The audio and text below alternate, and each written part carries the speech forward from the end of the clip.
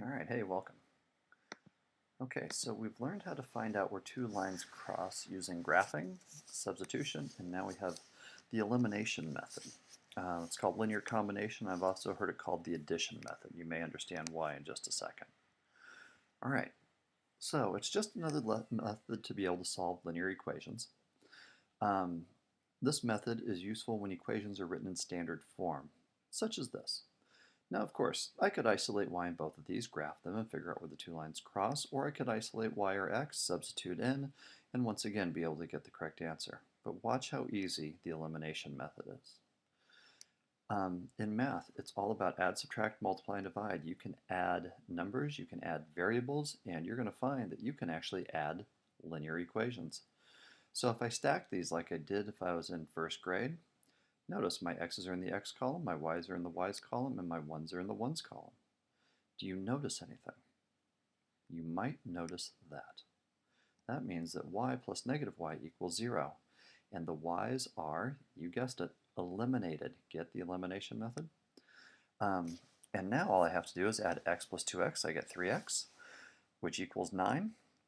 And I get x equals 3. What do you think? Not bad, huh? And I know these two lines cross at 3, 2. That may have been a little quick. Let's do another one. All right, if we set them up in the elimination method, notice we're adding them together. That's why some people call it the addition method. Do you notice anything that eliminates? There you go. What am I left with? 3y plus 9y equals 12y, and 11 plus 1 equals 12. Divide by 12, and you guessed it, y equals 1. Substitute in, and now it's a two-step algebra problem. Minus 3 gets me 2x equals 8, and when I divide by 2 and divide by 2, x equals 4. And you're done. This is a pretty neat trick, isn't it? Faster than graphing and faster than substitution. It really works well when both equations are written in standard form. So what happens if, when I set them up, nothing eliminates? Notice, this is going to become 10x, this is going to become 9y, and this is going to become 56. Nothing eliminates. So I create something that eliminates. And we use these little tricks that we used to have with fractions. Remember when you didn't have common denominators and you'd make common denominators? Well, in this situation, if I don't have a zero pair, I make a zero pair. How do I do that? Well, I'm going to multiply the top equation by -1. And I distribute to all three items.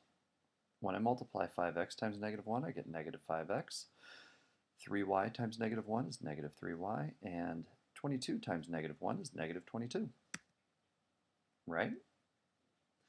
And then when I bring the other equation over, notice I now have a zero pair. So I created a zero pair by making an equivalent equation. Now -3y plus 6y is 3y, and when I add -22 and 34, I get 12. Divide by 3, y equals 4. Substitute in. 3 times 4 is 12. Minus 12 gets me 5x equals 10. Divide by 5, x equals 2. Oops. See the game we're going to play? Here we go again. Oh man, nothing eliminates. However, what could I multiply by to create a zero pair? Think this equation. What could I multiply to create a zero pair? Did you think 2? Because when you distribute the 2, you end up getting 6x, 8y, and 22. Make sure that you distribute to all three terms. Here's my zero pair, and now I get 13y equals 26. Divide by 13, and y equals 2. When I substitute in, I end up getting -6x plus 5 times 2, which is 10, equals 4. Minus 10, I get -6x equals -6. And divide by -6, x equals 1. And I get the equation. I'm going to let you guys try this one. This one's going to be a little tougher. What could I do in order to create a zero pair? Well, if this was 6 and this was 6, But one's going to have to be positive and one's going to have to be negative. So I multiply the top by negative 3. I multiply the bottom by positive 2.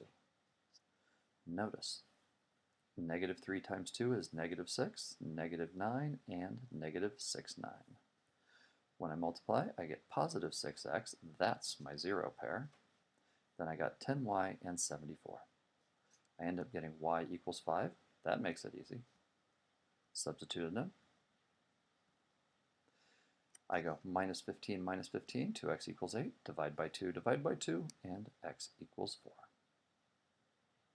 Any questions? So we can use this also to help us out with, better yet, here's one more. The nose there, sorry everybody. I'll let you guys try this one. Okay, I'm back. I'm going to multiply by 2 and negative 7. Notice that's going to eliminate my y's for me. And then I get a nice answer for x, substitute it in. I get 12 minus 12 gets me negative 8. Divide by 2, negative 4. Hey, wait a minute. Couldn't I have multiplied by negative 10 and positive 6 and eliminated my x's? Of course you can. And we'll definitely make sure to go over that in class. And also, we can use this to help us out with some word problems. Now, if there are 340 calories in 2 cups of cereal and 1 cup of milk, there are 580 calories in 3 cups of cereal and 2 cups of milk. Write and solve a system of linear equations to find out the amount of calories in 1 cup of cereal without milk. All right, I'm already confused. But if you take your time and set it up, think about it. I have 2 cups of cereal and 1 milk equals 340. 3 cups of cereal, 2 cups of milk equals 580. This makes a system of linear equations. Can we figure out a way to be able to eliminate something? Notice, I want to know how much cereal is without milk, so I want to know what C equals. So if I multiply by negative 2 for my top one, I end up getting this equation. Notice, the milk eliminates, and all I have left is my cereal. Divide by negative 1, and each cup of cereal contains 110 calories. Let's try another one. You've got 5 hostas and 15 daylilies for $193. Those are flowers, everybody. Your friend buys 3 hostas and 12 daylilies for $117. Write and solve a system of linear equations to find out how much each daylily costs. Are we really going to be able to figure that out? Well, let's make the equation and figure it out. Notice, 8h and 15d equals 193. 3h, 12d equals 117. Can I get a 0 pair? I want to find out how much the daylilies cost, so let's not eliminate the d's, let's eliminate the h's. And we can get that by doing 3 and negative 8, or negative 3 and positive 8. When we multiply it out, we end up getting this. 51d equals 357, and d equals 7. Each daylily costs $7. I'll let you guys do this one on your own. Once again, these are flowers. All right, I'm back. Did you get 2 equations? Realize you're trying to find out the p's, so let's eliminate the g's.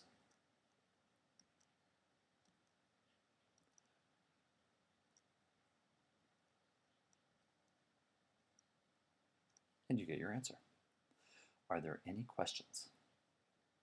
All right, if you got questions, make sure to let me know, and you guys have a great day.